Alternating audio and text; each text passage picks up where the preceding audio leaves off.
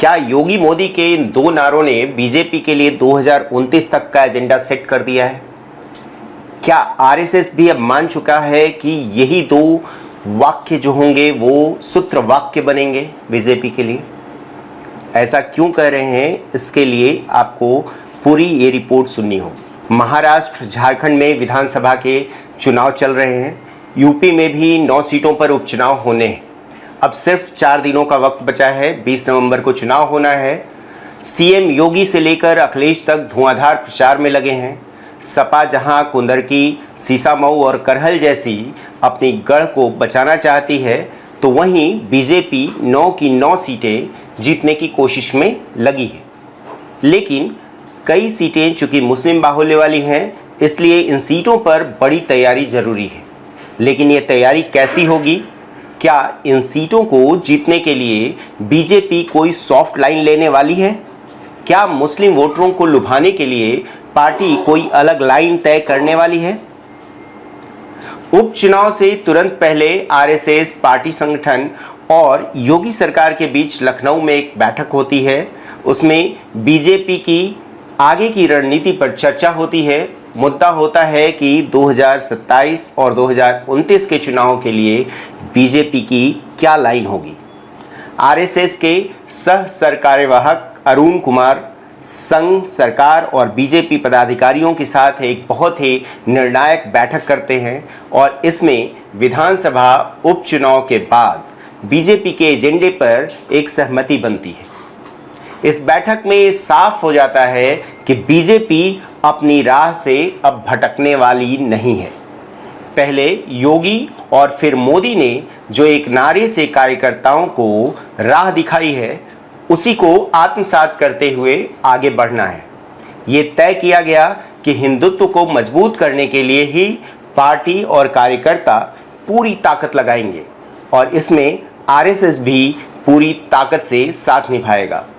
मैं ये नारा क्यों बोल रहा हूँ बार बार, क्योंकि अब ये जो वाक्य है बटेंगे तो कटेंगे, ये स्टेटमेंट जो है वो एक नारा बन चुका है।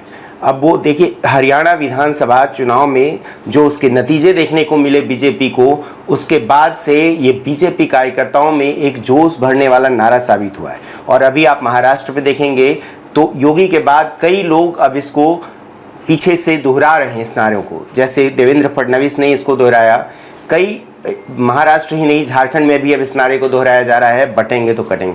तो इसलिए मैं ये बार बार इस स्टेटमेंट को मैं नारा बता रहा हूं, क्योंकि अब ये एक नारा बन चुका है। अब वहीं यूपी उपचुनाव की बात करें तो कुछ सर्वे ये कह रहे हैं कि 6-7 सीटों पर ही जीत मिल सकती है बीजेपी को। लेकिन इसके बावजूद बीजेपी ने ये तय किया है कि वो अपनी लाइन से नहीं हटेगी, बल्कि योगी का नारा बटेंगे तो कटेंगे और फिर पीएम मोदी का बयान एक रहेंगे सेफ रहेंगे को ही मूल सूत्र वाक्य बनाकर अगड़ी, पिछड़ी और दलित जातियों को फिर से बीजेपी एक पक्ष में लामबंद करने पर फोकस करेगी। योगी के बयान से हिंदुओं को एकजुट किया जाएगा, मोदी के बयान से जातियों को साधा जाए और संघ के प्लान से राष्ट्रवाद की भावना जगाई जाए। इस प्लान के साथ संघ, बीजेपी और बीजेपी कार्यकर्ता आगे बढ़ने वाले हैं। इसलिए बीजेपी का साथ देने के लिए आरएसएस ने बड़ी सही टाइम पर एक सियासी एंट्री भी ली है। 14 नवंबर को राष्ट्रीय स्वयंसेवक संघ के सह सरकार्यवाहक अरुण कुमार के साथ बैठक में भाजपा के प्रदेश अध्यक्ष भूपेंद्र सिंह चौधरी, महामंत्री संगठन धर्मपाल सिंह, प्रांत संचालक कौशल कुमार और प्रशांत भाटिया समेत कई बड़े दिग्गज शामिल थे। जहां अरुण कुमार ने संघ का वो प्रस्ताव बताया जिससे बीजेपी को यूपी में बड़ी मजबूती तो मिलेगी ही, साथ ही साथ योगी मोदी के सूत्र वाक्य कटेंगे तो बटेंगे और एक रहेंगे सेफ रहेंगे को आम लोगों तक आम भाषा में पहुंचाकर राष्ट्रवाद और हिंदुत्व के नाम पर सभी जातियों को एक करने में भी मददगार साबित होगा।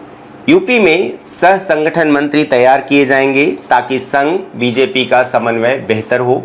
3 से 4 प्रचारकों को सह संगठन मंत्री बनाने के लिए बीजेपी में भेजा जाएगा।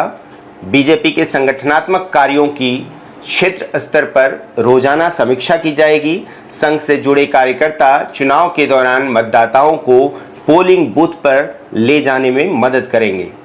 संघ से जुड़े करीब 36 सहयोगी संगठनों के सरकार से जुड़े मुद्दों का समाधान भी जल्द करवाने पर सहमति बनी है, ताकि 2024 चुनाव में बीजेपी को जो नुकसान हुआ वो दोबारा कभी न हो। चूंकि अगले साल यानी 2025 में आरएसएस का शताब्दी वर्ष भी है, तो उसकी तैयारियां अभी से जारी हैं। जिला स्तर तक अपनी शाखाएं चलाने वाले आरएसएस ने अब पंचायत स्तर तक संघ की शाखा खोलने का प्लान तैयार किया है। अब गांव-गांव तक संघ का संदेश पहुंचाने की कोशिश है, ताकि राष्ट्रवाद की नई अलख जगाई जाए। तो एक तरफ जहां संघ बीजेपी और सरकार के साथ खड़ी रहेगी, तो दूसरी तरफ संघ के विस्तार में सरकार और बीजेपी दोनों का सहयोग रहेगा। संघ से जुड़े संगठन विश्व हिंदू परिषद, बजरंग दल, मजदूर संघ, किसान संघ, अखिल भारतीय विद्यार्थी परिषद, राष्ट्र सेविका समिति और दुर्गा शक्ति के कार्यकर्ता घर घर जाकर महाराष्ट्र और झारखंड में प्रचार कर रहे हैं। लैंड जिहाद, लव जिहाद, धर्मांतरण, पथराव, दंगा, भ्रष्टाचार और महिला सुरक्षा को लेकर न सिर्फ लोगों को जगा रहे हैं, बल्कि कोई श्रद्धा किसी आफताब का शिकार न हो, ये भी समझा रहे हैं। यहाँ चूंकि योगी का नया नारा बटेंगे तो कटेंगे हिट नजर आ रहा है, इसलिए आरएसएस के कार्यकर्ता इस नारे को ध्यान में रखकर लोगों से वोट करने की अपील कर रहे हैं, क्योंकि इसी नारे ने हरियाणा चुनाव का मिजाज बदल दिया था और अब महाराष्ट्र, झारखंड में भी बीजेपी योगी के इस नारे के भरोसे बड़े सियासी चमत्कार की उम्मीद में है। इस विधानसभा चुनाव और उपचुनाव के नतीजे क्या होंगे, ये तो 23 नवंबर को पता चलेगा, लेकिन फिलहाल बीजेपी आरएसएस ने योगी मोदी के नारे को 2029 तक के लिए अपना सूत्रवाक्य बना लिया है और इसको जमीन पर उतारने के लिए संघ ने अपने दूत भेजने शुरू कर दिए हैं।